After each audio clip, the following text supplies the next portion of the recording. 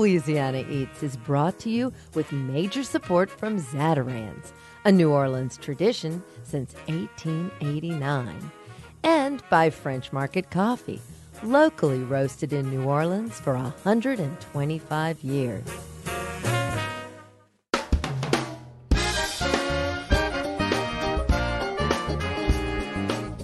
From WWNO New Orleans and our studios in the Southern Food and Beverage Museum, this is Louisiana Eats. I'm Poppy Tooker. Every July, tens of thousands of cocktailians flock to New Orleans from across the world for 5 full days of education, networking, and of course, drinking. That's just what goes on at the annual Tales of the Cocktail. The Louisiana Eats team sets up our studio in a suite at the Monteleone Hotel, the epicenter of Tales. And there, we get to speak with some of the most interesting people in the world of spirits. So this week, we're taking you with us to Tales of the Cocktail. We'll meet Kate Gerwin, a red-headed tattooed marvel who was the first American and the first female to win the prestigious Bowls Around the World competition. Then we'll travel from Italy to Japan to learn about the drinking culture there. Finally, we'll have a visit with the culinary cocktail magician who is Louisiana's own Adam Seeger. But wait, then a real magician shows up to put the icing on the cake. It's bottoms up and down the hatch on this week's Louisiana Eats.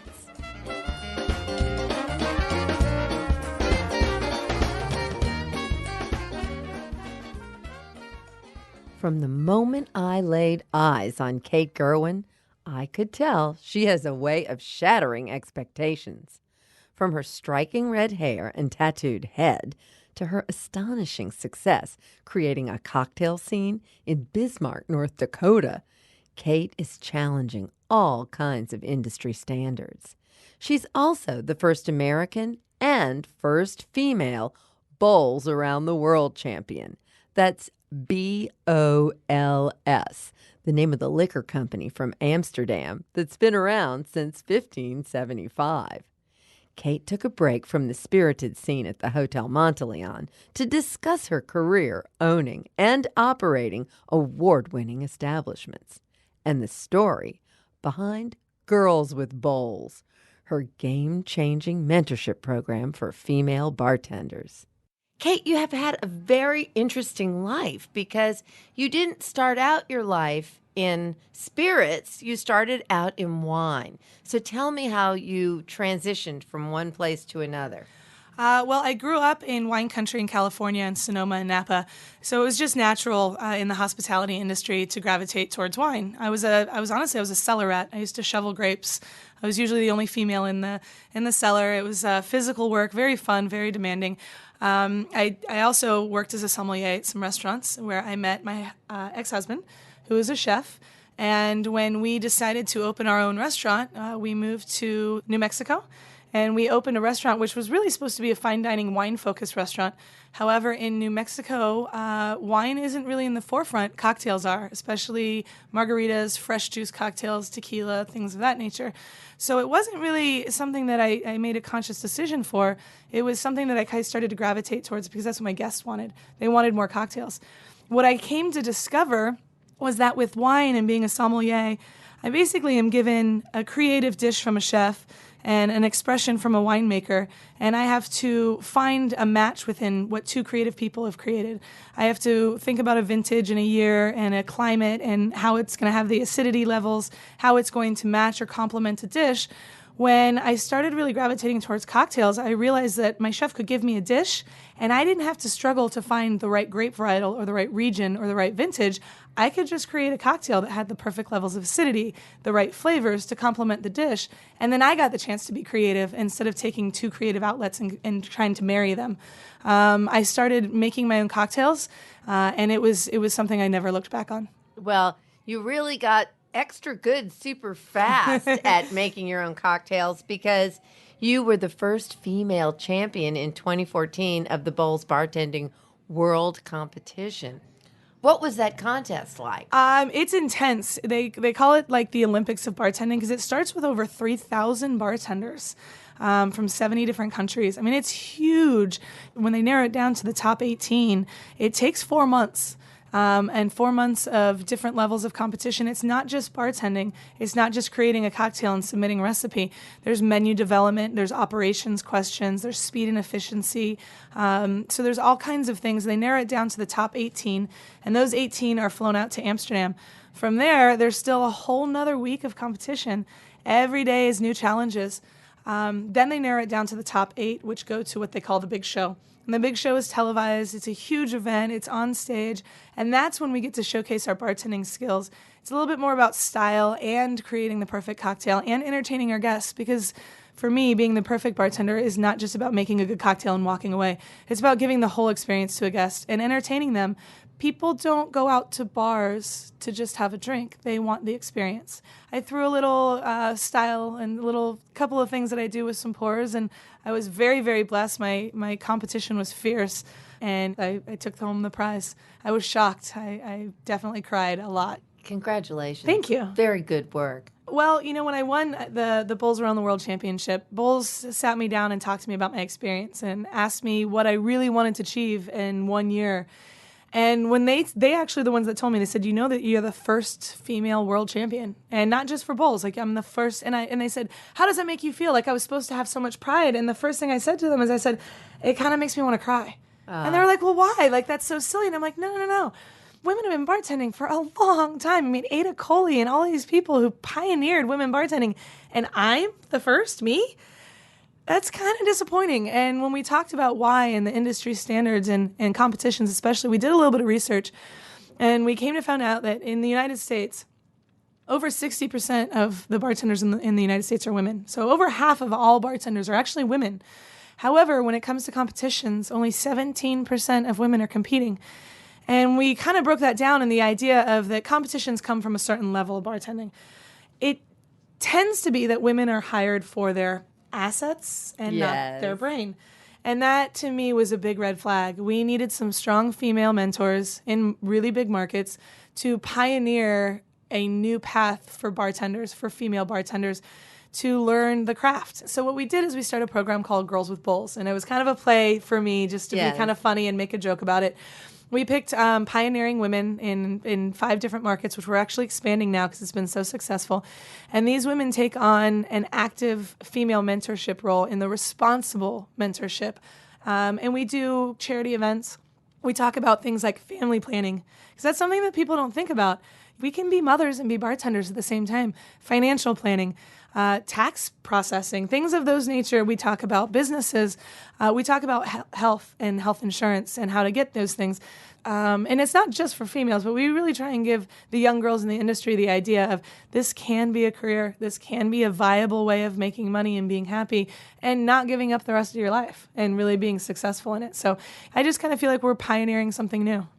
So tell me a little bit about, really and truly, Kate, how did you get to Bismarck? Believe it or not, Bismarck is one of the largest booming economies in the U.S. right now. They do have a huge oil boom, a very surging and growing economy. They're expected to grow over 10% in the next 5 years, which is a lot. The industry itself, there's a doctor who is in Bismarck. He's also a state legislator, and their liquor licenses are released 1 per 10 years, and he happened to get his hands on the one new one. Well, such a booming economy and one liquor license, you want to go big or go home. Yeah. I mean, you do. You're like, I'm going to do something and I'm going to do it big. And it's been amazing because I think for me, the benefit, people ask all the time, why are you in North Dakota? World champion. And I tell them all the time is, being able to change and see the change in the way a culture drinks is one of the most gratifying things I could ever explain. You're in New York. Everyone knows, most people, they know their drinks. On every corner, there's a craft cocktail bar. Being able to walk into a small market and introduce the differences in ice, the difference in fresh juice versus sour off a gun, and actually changing the way an entire community views the way they're drinking their cocktails is amazing. And it's not that you want to be the only one in a small town doing something, because then you're just one cool place. It's when you see the change in the guests, and then the other bars start to change, and the other bars start to adopt your tactics. Because it's not a competition. You want to raise the bar for everyone, because then that's when you really get well known. So it's the simple things like we make our own tonic. Well, the first couple weeks, people come in and they order the tonic, a gin and tonic, and they look at them, well, this is brown or this is that. And then you explain to them the process. Well, we use cinchona bark and this is a natural tonic. Then a month or two later, people are coming and going, I can't drink gin and tonics anywhere else because they're understanding what they're drinking. Next thing you know, other bars around town are adopting those practices. So it's one of the most satisfying things about being a bartender is walking in to an area and without being pretentious and without pointing out what you're saying they're doing wrong, because they're not doing anything wrong, they're just doing something different. Right. But being able to change that kind of market is one of the most gratifying things. What was the time period that you estimate it took to start to see things turn around? 4 to 6 months.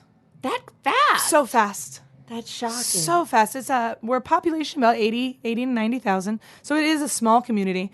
We're travels. Well, Kate, when you and I hadn't met each other, and we were rendezvousing out at the wild party in the street in front of the Monteleone, you said, oh, you really can't miss me. I have red hair and my head's tattooed too. So this is quite a look you're working here. It is. Tell me about this look that you've got going on. Well, I've always had tattoos. I love tattoos, clearly. But I never actually had them in what I call scene territory until I owned my own business, until I became successful. Not because of myself, but just understanding, preconceived notions and things like that. When I felt like I had finally really established who I was and that I knew that I was confident in my actions and my mind and my brain and my power, I started doing what I had always wanted to do, was tattooing, my arms and things like that. At first, it was a little difficult. At first, it was different as people reacted to me, and I could see the reactions. But now I love it. I own it. It's part of who I am. And part of the things I love about it is I like being underestimated. I like it when people meet me and they kind of like look up and down. And then I start to talk and they're like, oh my God, she's really smart and I can learn from her. And she's fun. And she's not pretentious, and she has a really good time. Well, Kate, this has been such an incredible pleasure. So it's been great. I look forward to seeing you again and again won't miss at Tales of the Cocktail. I'll be here every year. Okay, great. Thank you. Kate Gerwin, the 2014 Bowls World Bartending Champion. When we return from a short break, we're traveling the spirited world from Italy all the way to Japan. Stay tuned. What a strange thing to say as you pass me on your way out.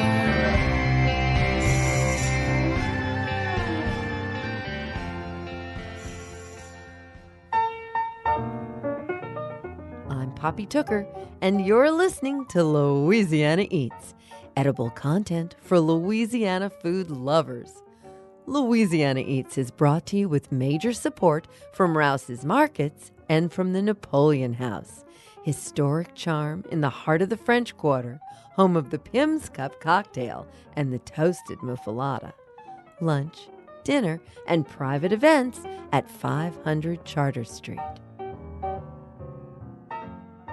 Arigato gozaimasu. My name is Gardner Dunn. I'm the Senior Ambassador for Beam Suntory Japanese whiskey portfolio. Fine drinking culture in Japan is radically different from ours here in New Orleans.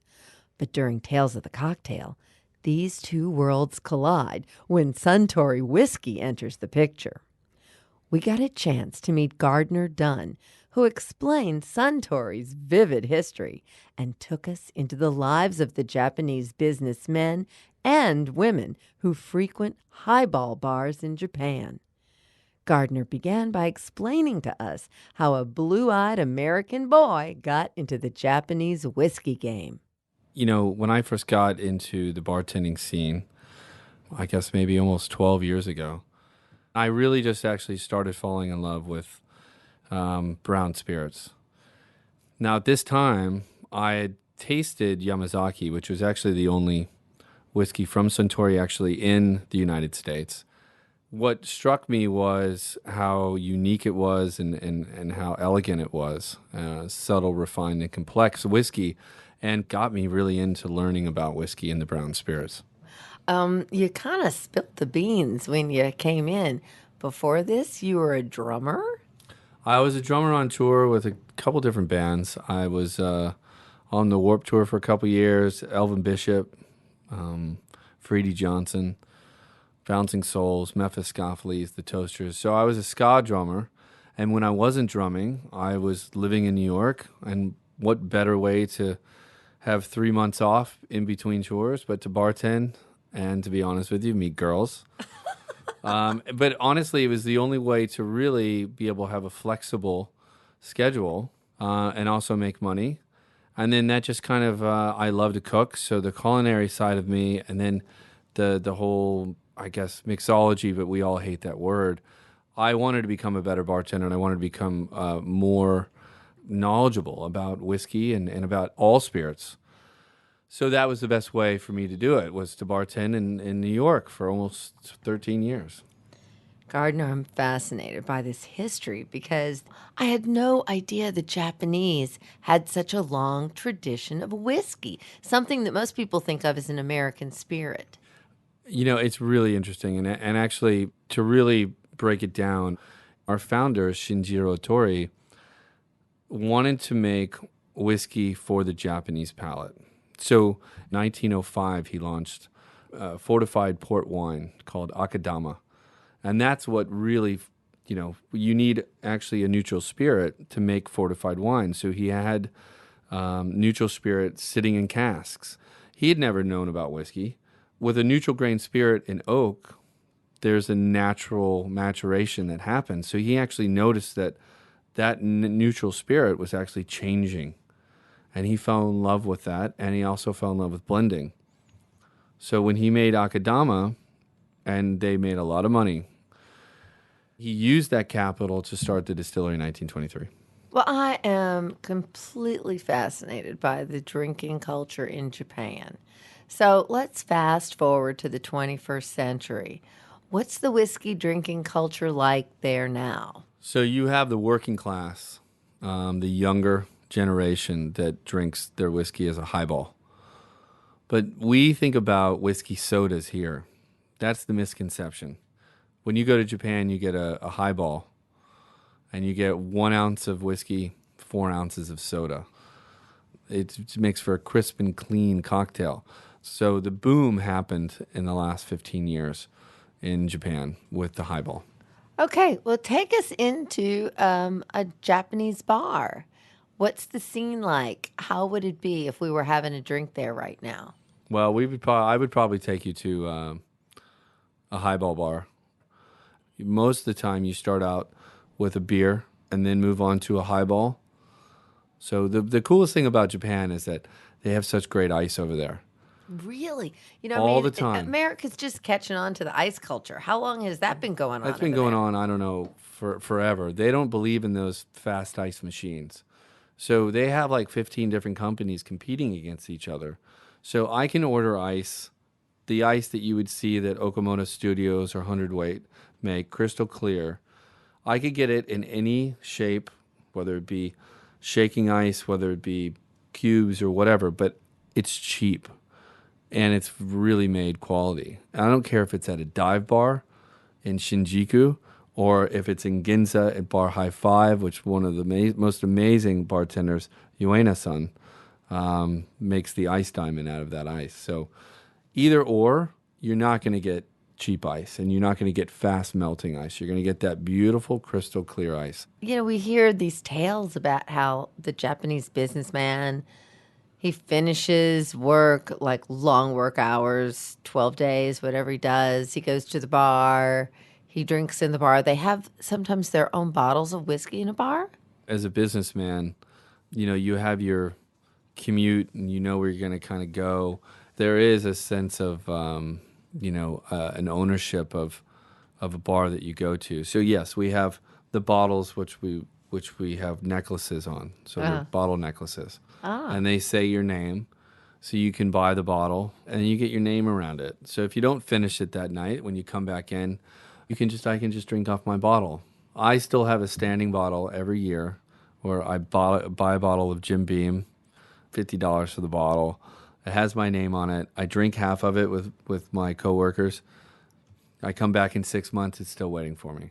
And trust me, there's not a lot of room on that back bar, so it took him about a year and a half to trust me. Uh-huh. He's like, are you coming I back? know you were coming Are back. you coming back? Because I don't have a lot of room for you. Uh-huh. And so I have to go there every time I go now. Just to show face and go, hey, I'm back, and I'm going to finish this bottle, and then I'm going to buy another one. Well, thank you, Gardner. I'm so glad that we stole this little opportunity to sit down and have this little chat about the drinking life in Japan. Oh, well, I appreciate your time, and thank you so much. Gardner Dunn, National Brand Ambassador for Suntory.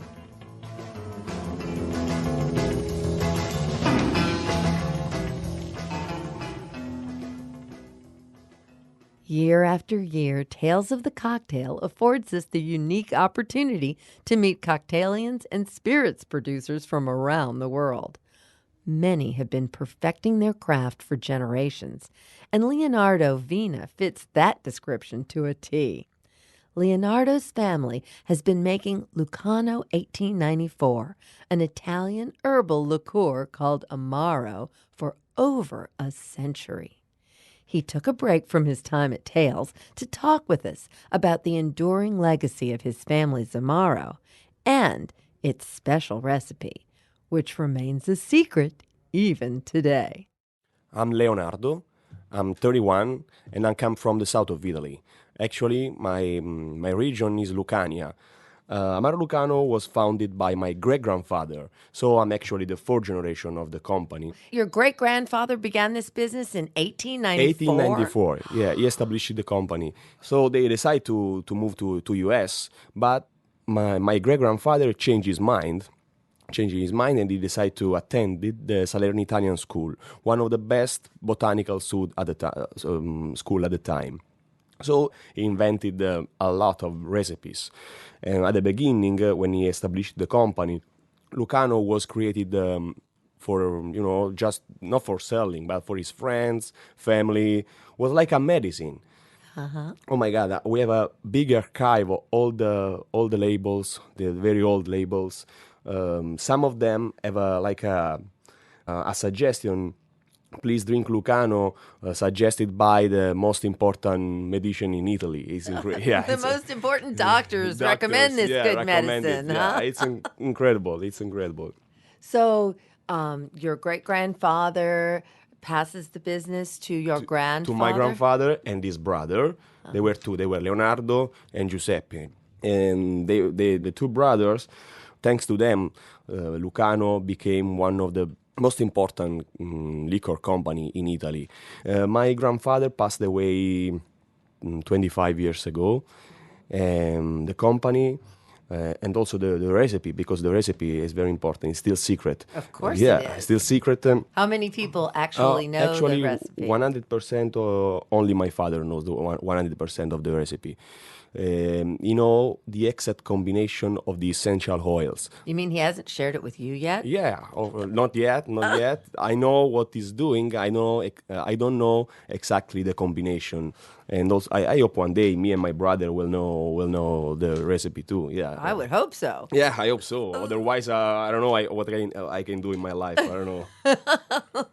So I know it's a secret, but how many herbs actually go into Amaro Lucano? Lucano have more than 30 herbs, actually 34, and 10 essential oils. All the herbs come from different parts of the world. We think that at the beginning, of course, the production, the number of the bottles were few. So my great-grandfather was able to find all the botanicals around Pisticci, who is my hometown. And he found some of the herbs also in Naples. Now, of course, thanks to the climate change, the increase of production, it's impossible to find all the botanicals in Italy. So we buy them around the world. Yeah. When do you drink Amaro in Italy? In Italy, we used to drink Amaro at the end of a meal because all the herbs inside the Amaro, in the Lucano, of course, help your digestion and make you feel better, Yeah, you've had a big meal, and Yeah. so it helps you Help digest and maybe yeah. not feel so stuffed. Absolutely. Yeah. And you can also have the Amaro as an aperitivo. If you mix the Amaro with some soda water, you can have a delicious aperitivo. Of course, now we are trying to, and we are saying to the people that you can use the Amaro as a base for cocktails. Of course. In Italy, it's a little bit different because we have this heritage. But I know that in US, you guys are very smart. You understand very soon that the Amaro can be a good ingredient for cocktails. Oh, it can be a magic little ingredient in a well-mixed cocktail. So let's just drink a little of this delicious Amaro together. How about it? First, cheers. Yeah. Of course, first cheers, and then isn't Salute. it? Salute. Salute. Okay. I want to Salute. make sure I'm doing it right the Italian way. Okay, and so then we check out the nose. Yeah. First of all, the nose. Chocolate, vanilla, orange. And then when you drink, at the beginning you can feel all the sweet, but at the top of your palate, you can also feel the bitter. It's a very well balanced profile. It's a beautifully balanced profile, and it's so aromatic. Very lingering also. They can it- accompany you for all beautiful. day. Yeah. It's beautiful. Well, I just want to thank you so much. Thank it's you. Such a treat to have you visit us with your delicious Amaro Lucano all the way from southern Italy. It's Thank you really very a much. treat. Thank you very much. It was a pleasure. Thanks for inviting me. And cosa vuoi di più dalla vita? Means, what more could you want from life? Just have a Lucano.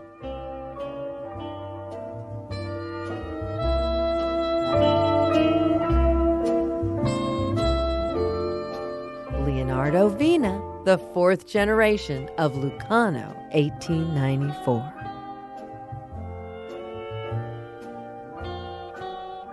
What are the combination of herbs that give Amaro its complex bitter flavor? Even though it's a tightly kept secret in Leonardo Vina's family, we'll shed some light on that when we come right back.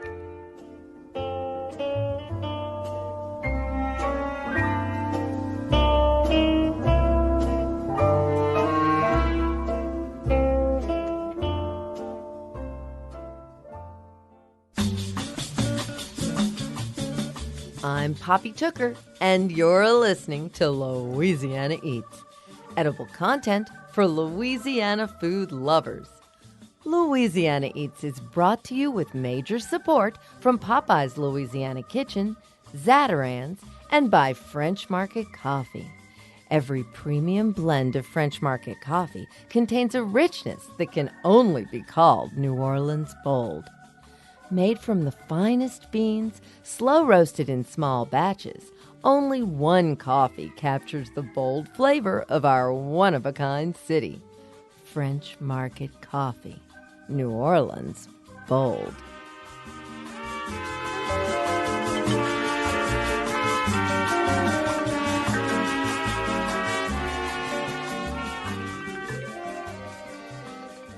Here's this week's culinary quiz question, brought to you with support from Popeye's Louisiana Culinary Institute. What are the combination of herbs that give Amaro its complex bitter flavor? Anise, sage, mint, rosemary, allspice, and cloves are all included, and these familiar ingredients are probably already on your spice shelf. But gentian root is the vital ingredient that gives Amaro its bitter edge. Gentian is an herb that grows wild in temperate mountainous regions of Central and Southern Europe. Known for its beautiful blue or violet-colored trumpet-shaped blossoms, its roots are said to be one of the bitterest substances in the world. They're used in medicines, particularly for heartburn and other digestive troubles, but they're also used in cooking. It's one of the ingredients in Angostura bitters, and of course, essential in making Amaro. Curious to do some experimenting with gentian? You can find it in Latin groceries, and of course, online. I'm Poppy Tooker, and you're listening to Louisiana Eats.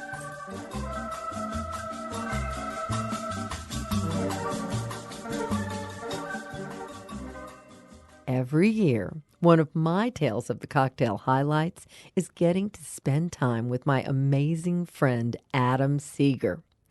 Louisiana-born artistic mixologist, Adam's always got something new and compelling to share. And last year, he revealed one of the newest ingredients in his culinary cocktail bag of tricks, Perigord Truffle Bitters, something he's dubbed Truffe Amère. Adam, talk to me about your relationship with the truffle and why this is the latest thing from Adam Seeger.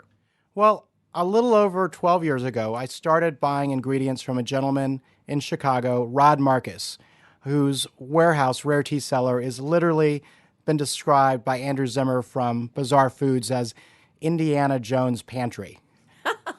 From all corners of the earth, he has over 4,000 different botanicals from teas and herbs and roots and spices, but he also imports fresh truffles. In the wintertime, from France, and December for just a short time, fresh white Alba truffles from Italy. Wow. And then in our summer here is actually winter in Australia and Tasmania, who is now, because of the oak trees and because of the climate, producing amazing winter black truffles.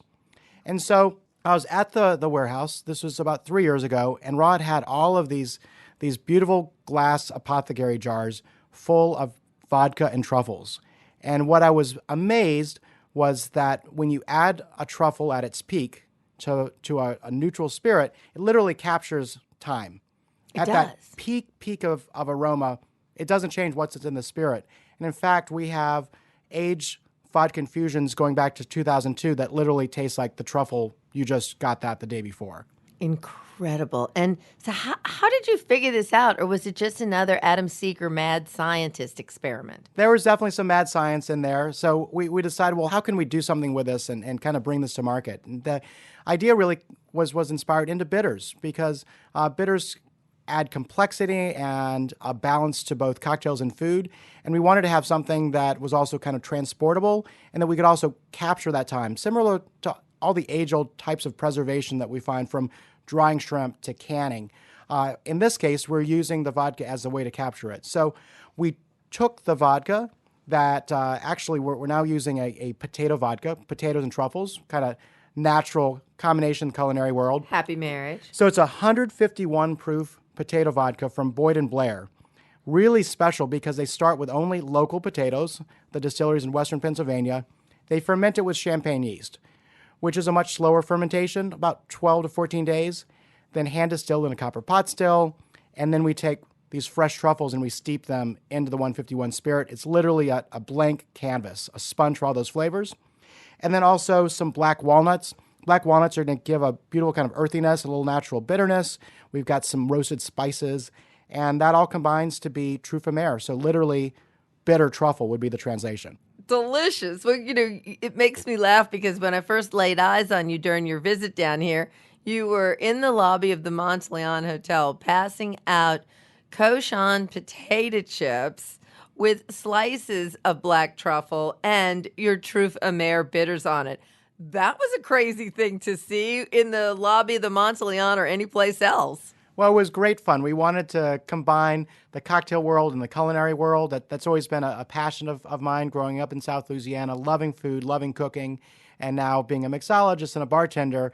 It was a chance to take a cocktail bitters, but combine it with a very savory bite and kind of cross those boundaries and hopefully inspire people to look a little different about how you can use bitters, and especially a truffle bitters, not just for a cocktail, but beautiful in the kitchen and beautiful just kind of have on your person whenever you have something savory and umami and you want a little affordable luxury to drop on top, then Truffe Amère, go for it. Oh, absolutely. When you say have on your person, because I could see people just packing that beautiful little bottle along like they do their portable Tabasco bottle. So I have to ask you, I mean, that's the craziest looking bottle I've ever seen. Adam, where'd you get that little bottle?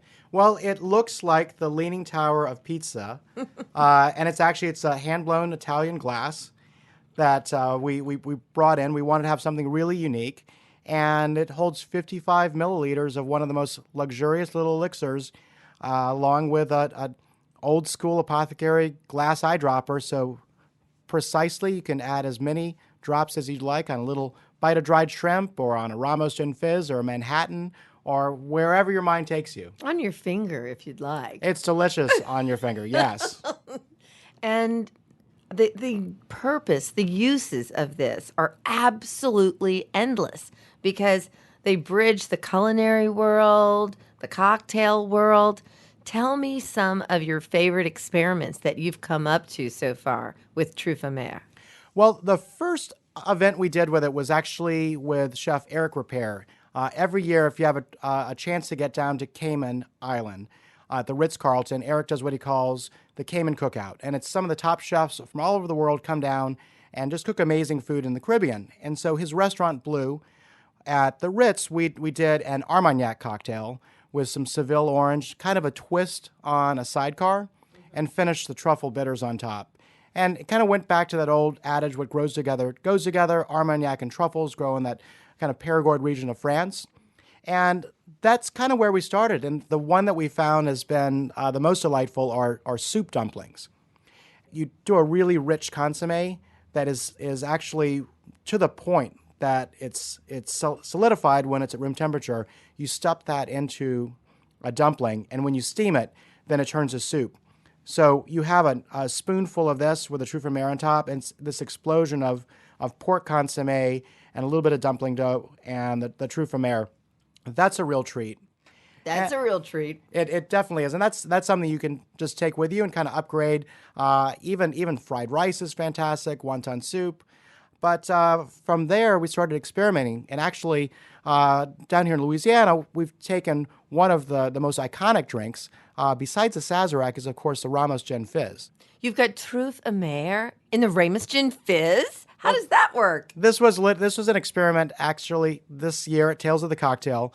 The starting week party was at the new Museum of the American Cocktail. It's absolutely gorgeous to see where the museum has progressed to. And they're doing, of course, a beautiful Tanqueray 10 Ramos Gin Fizz. And with a proper Ramos, with the egg whites and the cream on top, you have a layer that just will sit there for the entire drink. A platform. Exactly. And so we had a straw in that, of course, and then we put the Truffe Mer on top. So you're tasting a Ramos Gin Fizz through the straw, but you're smelling fresh truffles as you do it. It was the most sublime experience. Well, Adam, once again, you have created magic in a bottle. So thank you so much for bringing that magic to us here at Louisiana Eats. My pleasure. Thank you, Poppy.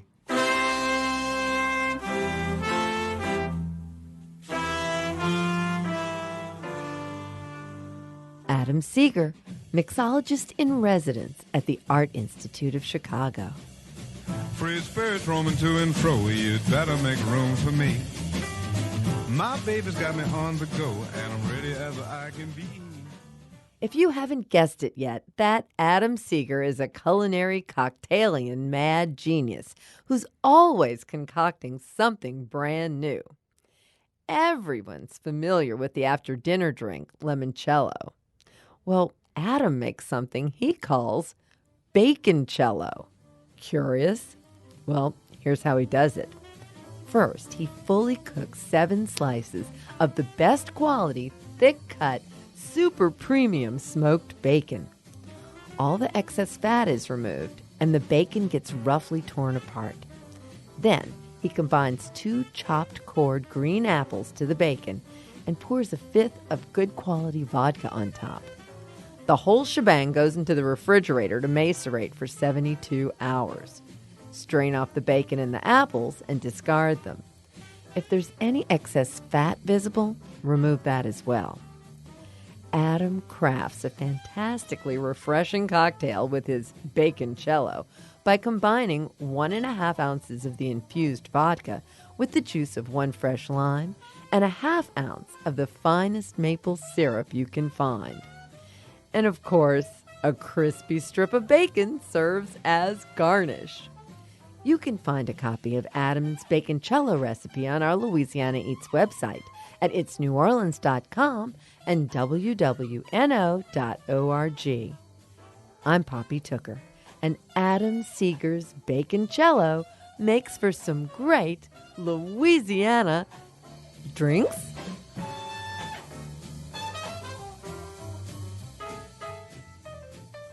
You meet the most curious sorts of people at Tales of the Cocktail. Among the scores of mixologists and brand ambassadors we've encountered, we also ran across Josh Beckerman, a New York-based blogger, comedian, and self-proclaimed foodie magician. Josh showed off his sleight of hand, and we found ourselves spellbound. My shows, Poppy, are about entertainment and connection. Everybody in the universe is connected. We're all connected. We're here right now. You, me, Poppy, Joe, you sound guy. Are you ready for a trick? I'm ready. Good. So do you have a bill on you, Pops? I'm a girl. I don't have a wallet. Does anyone in the room? Whoa. Oh. Here's your assistant. Joey comes through. This is a $10 bill. Can you fold the bill in your hand? I don't want anyone to see it but you. And what kind of phone do you have, Poppy? I have an iPhone. Take out your iPhone and go into the calculator, please. Okay. Now, Joe, when is your birthday? August 2nd. August 2nd is your birthday. So into Poppy's calculator, for a phone, I want you to put 802. Go ahead. All right. Good. Poppy, I want you to hit the multiply sign. Just hit multiply. Multiply. Right? And then put any random 3-digit number that only you know. Only any random 3-digit number. And don't tell Joe, but can you see the total on the calculator? Don't say it. Can you see it? It's a big total, right? Big total. Joe, in your hand is a bill that you just took out, right? It's folded up in your hand. What was the denomination? A 5 or a 10? 10. Look at the serial. Every bill in the world has a unique serial number. Look at the serial number of the bill. Okay? And what's the first number? 9. Okay, what's next? 3. Next? 5. Next? 3. Yeah? 2. 8. 4. 8. Can you tell the audience what's the number on the calculator now? 935328848. You're scaring me, Josh. Joe, Poppy, the numbers that you guys just multiplied equaled the serial number of the bill that Joe just took out from his pocket. You guys are getting foodie magician. Unbelievable. Magic. Okay, now, where's the food come in, Josh? Well, I usually make food disappear all day. That's my big trick. And I just made a clam pie disappear from Domenica Restaurant, which was amazing. Chef Alon Shaya and Chef John Bash, you guys are killing it. All right, so let me try this. I see you have your phone out there. Yes. Go into the contacts of your phone. Okay, I'm there. Great. You're going to take the phone, you're going to hold it upside down. You're not going to look. Okay. You're going to start scrolling. You can go one way, the other way. Start scrolling. Start scrolling. Okay. And select a name. So you selected a name at random from your phone. Do you know this person? Yes. I have a lot of random people on my phone. I want you to think about this person in your mind, okay? Don't say a thing. I'm going to ask you a couple questions. Number one is, when was the last time you saw this person? 3 years ago. 3 years ago, okay. Does our friend Joe here know this person, yes or no? No. No, okay. And is this someone you know through work? No. No. How do you know this person? Family. A family member. Is this a cousin of yours? It's a cousin-in-law. A cousin-in-law. How would I know that? Could have been your uncle. I'm killing it. So right now you're thinking of, in your mind, a person you just chose randomly from your phone. You haven't seen this person in 3 years. It's a cousin-in-law. And this is crazy. I do migrating around the world. Poppy, are you thinking of a male? Yes. Oh my God, how did I know that? Mentalist. No, wait. That's not the trick. That's my big 50-50 joke. Here's the thing. Poppy, Joe, what you guys don't know is, before I was here, I was eating a clam pie at Domenica Restaurant. It was amazing. I paid the bill, and I was thinking about the pie. I was like, wow, that pie was amazing. I had fried Tuscan kale. It was delicious. And all of a sudden, I had a vision of a name. I had a vision of a name an hour ago. I was like, wow, I got to write this down. I took out my wallet. I took out a business card. I wrote down one name in the back of one card and put it in my wallet an hour ago. Poppy, we met for the first time today. I've never touched your phone. You could have chosen anyone right now, but right now you're thinking of your cousin-in-law. It's a male. I'm going to have Joe, and tell the audience what's going on. Joe, in my wallet is a card. So he pulls out his wallet. He And pulls out a card. Joe's taking out. Joe pulls- took out a card. He's got the card. Joe's And got the is there a card. name in the back? Yes or no? There is a name on the back. What's the name of the person that you're thinking of? Say it out loud so the audience hears. Ryan Furby. What does the card say, Joe? Say it out loud. Ryan Furby. What does that say? What does it say on the back? It says Ryan Furby. The name of your cousin was written on the back of my card that I wrote back an hour ago because I had a vision because that clam pie was so good. It gave me visions. Okay, you're freaking me out. I got to tell you the truth. You're freaking me out. Awesome. Okay. What's your best shot, baby? My best shot? Maybe Jameson or Johnny Walker Black? What? You mean best trick? Yeah. You mean like the tricks I've done so far aren't that amazing? That They you want are me to, amazing. You're like Well, batting 1,000. You My- wait. If that's Ryan Furby at the door, I'm going back to New York and I'm crying forever. No, Go wait. to the door. Here, Go. we're it's a girl. we're Who's going to that? have a special appearance on the radio now. Madeline Mullidew, welcome to Louisiana Eats. Well, thank you. Thank you, Mama. Thank you. Mama, is that your daughter? That's my daughter. Oh my God, I feel like a part of the family. This is amazing. What's your number? You asked me before your daughter walked in about my favorite best shot, and and my best shot I was about to do, and I had no idea that your beautiful daughter was gonna walk in. Here she comes in like a little angel flying in. And she's kind of magic, isn't she? She's kind of magic. She's kind of magic. But my best shot is really the true form of connection. And then Joe and Poppy, I want you to watch this because here's the thing. Your name is Madeline? Yes. Oh my God, how would I know that? Mentalist. And I heard Poppy say it 30 seconds ago. Stand up, Madeline. Stand up. Here's what's going to happen. I'm going to take my business card, okay? Poppy and Joe, I'm taking the business card. I'm going to touch Madeline. I'm going to touch you with the card, okay? Be careful with that. I am. I want you to, Madeline's eyes are going to be closed. Not yet. Madeline, you will be aware of every touch, every sensation.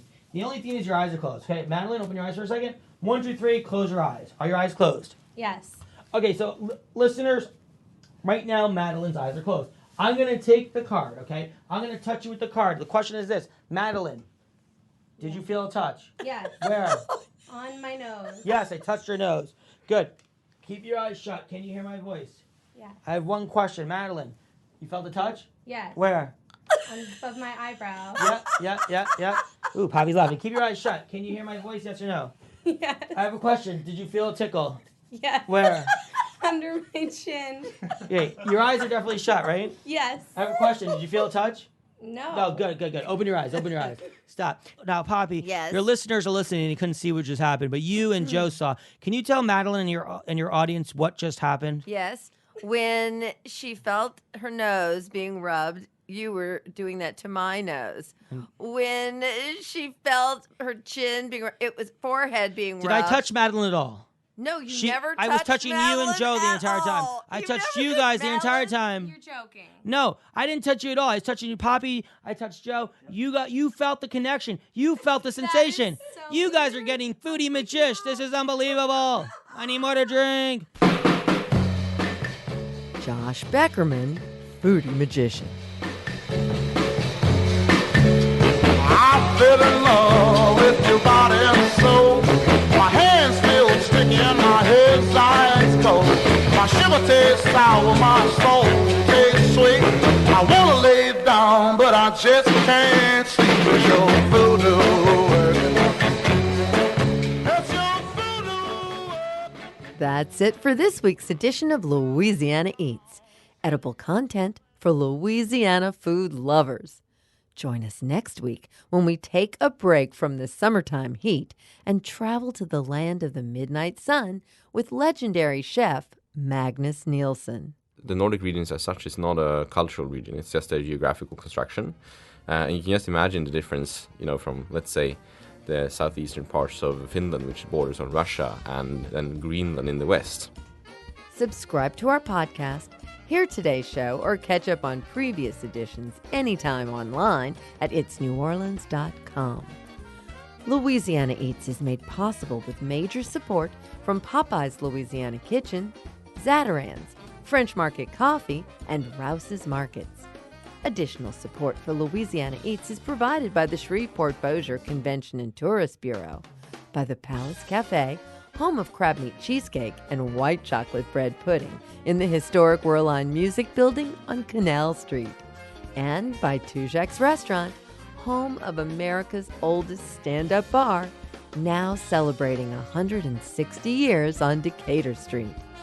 Original theme music by Johnny Sketch and the Dirty Notes. Big thanks to producers Joe Schreiner, Sarah Holtz, and Reggie Morris. Come visit us anytime in our Louisiana Eats studios at the Southern Food and Beverage Museum. I'm Poppy Tooker. Louisiana Eats is a production of WWNO and the University of New Orleans.